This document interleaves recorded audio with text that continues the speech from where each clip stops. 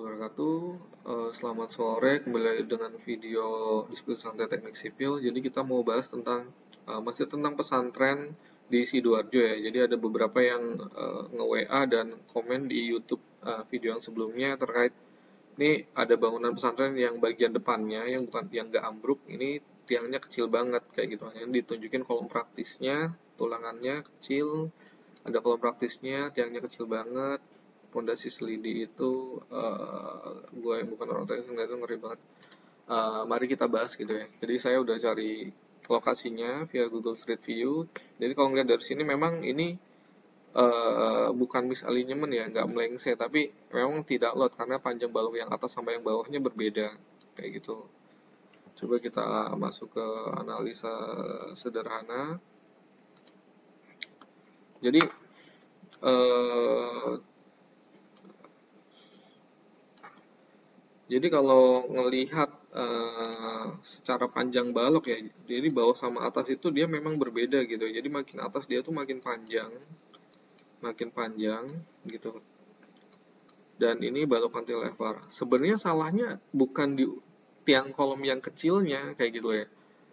Dan konstruksi balok cantilever ini sebenarnya umum kayak gitu, nggak apa-apa. Secara struktur juga tidak salah. Tapi yang salah adalah ngapain ini ada kolom praktis di sini, buat apa kayak gitu loh.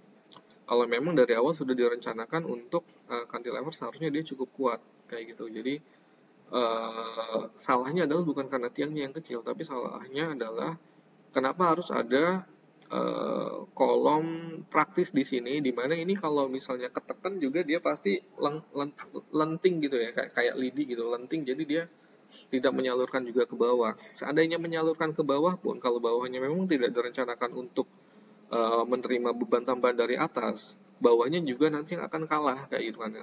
Kecuali ini ditambahin kolom sampai bawah kayak gitu ya. Jadi salahnya bukan karena ukuran kolomnya, tapi salahnya adalah kenapa harus ada kolom praktis di situ, di mana itu sebenarnya tidak perlu. Terus lanjut, nah ini kalau kita lihat lebih dekat lagi ya, jadi memang panjang balok bawah sama atas cantilevernya itu berbeda, dan di sini adalah yang yang yang menurut saya kurang serak juga. Jadi ketika bikin cantilever di sini, harusnya di sini itu ada baloknya juga gitu loh, supaya balok yang panjang ini nggak kepelintir kayak gitu. Jadi kalau kayak gini baloknya pipih kepelintir, dia akan gampang twist. Jadi dia baloknya akan twist kayak gitu ketika dia menerima beban kayak gitu. Harusnya ini dilurusin sini dikit supaya balok yang ini stabil kayak gitu. Atau kita coba lihat uh, oh yang sana baloknya nggak kelihatan ya kayak gitu. Jadi mungkin ke atasnya juga sama ya. Terus kita lihat coba ini salahnya berarti di sini ya kayak gitu ya. Terus kita coba lihat analisa kalau dia pakai balok cantilever, ukurannya cukup atau enggak. Sebenarnya balok cantilever itu umum ya, jadi tidak salah. Nah, kita coba lakukan perbandingan ukuran hebel bata ringan ini terhadap panjang dan tinggi balok. Jadi kalau dari ukuran hebel itu kan standarnya 20 kali 60 cm ya, standarnya 20 kali 60 cm. Di sini baloknya itu 3,5 ukuran hebel, jadi panjangnya saya asumsikan sekitar 2,2 meter, terus tinggi baloknya itu 3 kali tinggi hebel, jadi asumsinya sekitar 600, di ujungnya taper ke 400. Terus kalau apakah ukurannya cukup kayak gitu. Jadi kalau ngelihat dari rumusan kekuatan ya, momen kekuatannya, di mana kalau beban uniform load kayak gitu kan, rumusnya adalah KL kuadrat per 12. Kalau cantilever baloknya itu saya dapat dua rumus ya. Satu kalau fix di ujungnya tidak ada ledutan, sama yang kalau di ujungnya ada ledutan. Jadi kalau yang di ujungnya ada ledutan itu momennya itu WL kuadrat atau KL kuadrat per 3. Kalau yang ini KL kuadrat per 12. Jadi 4 kali lebih besar momennya itu ketika balok itu cantilever dibandingkan kalau terjepit dengan panjang bentang yang sama. Terus kita punya aturan rule of thumb kayak gitu. Sebenarnya ini bukan aturan sih, tapi kayak lebih ke praktikal di lapangan aja menentukan tinggi balok. Jadi tinggi balok biasanya menggunakan 1/12 sampai 1/16 L kayak gitu ya rule of thumb-nya. Asumsi kita coba pakai 1/16 L. yang ya banyak orang pakai. Kalau tumpuannya jepit-jepit itu tinggi baloknya 13,7 cm atau 137 mm kayak gitu kan ya. Ini kalau jepit-jepit. Kalau misalnya dia cantilever itu dikalikan 4. Jadi kayak perbandingan momen yang terjadi, karena kan kita nggak ngitung pakai analisa struktur software gitu ya. Jadi perbandingan momen yang terjadi 4 kali lipatnya. Jadi wajar-wajarnya baloknya itu ukurannya dikalikan 4. Jadi 550 mm atau 55 cm. Kalau ngelihat dari tinggi baloknya ini sebenarnya cukup gitu ya. Tinggal nanti cek lebarnya sama kebutuhan tulangannya aja. Secara rule of thumb itu masih memenuhi. Tinggal dilihat sekali lagi, dilihat tulangannya. Terus balok atasnya. Nah, ini di sini ada misalignment. Ini jadi kalau dihitung itu dengan cara yang sama, panjang baloknya 2,6 meter, terus tinggi baloknya masih sama 600 ke 400 ya. Dengan cara yang sama juga, dengan panjang balok 2,6 meter itu harusnya tinggi baloknya kalau dia jepit-jepit itu 162 mm. Kalau dia cantilever dikalikan 4 itu ketemunya 650. Nah, ini nggak cukup ini sebenarnya. Ini harusnya dia lebih lebih tinggi dikit gitu ya. Lebih tinggi dikit baloknya di tempatnya sini. Kurang. Nah, makin ke atasnya juga makin kurang kayak gitu ya. Makin ke atasnya juga makin kurang.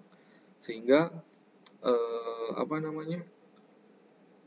Sehingga ya kayaknya ini getar gitu ya, lendut. Jadi makanya ditambahin kolom praktis ini. Cita-citanya supaya mengurangi lendutan atau getaran kayak gitu ya. Terus ini saya coba kasih lihat juga perhitungan di sub 2000 ya. Ini ada kolom yang merah tapi di baloknya aman. Jadi saya sorry. Jadi saya ada struktur rumah kayak gitu ya, pernah ngitung struktur rumah. Nah, di sini rumahnya ada balok cantilevernya juga. Nah, ini nih balok cantilever nih. Jadi balok cantilevernya ukurannya kurang lebih sama sama yang tadi. Jadi baloknya pakai 600 kali 200, panjangnya itu 2,5 meter kayak gitu ya. Panjangnya 2,5 meter, 600 kali 200. Nah, 600 kali 200, 2,5 meter, oke.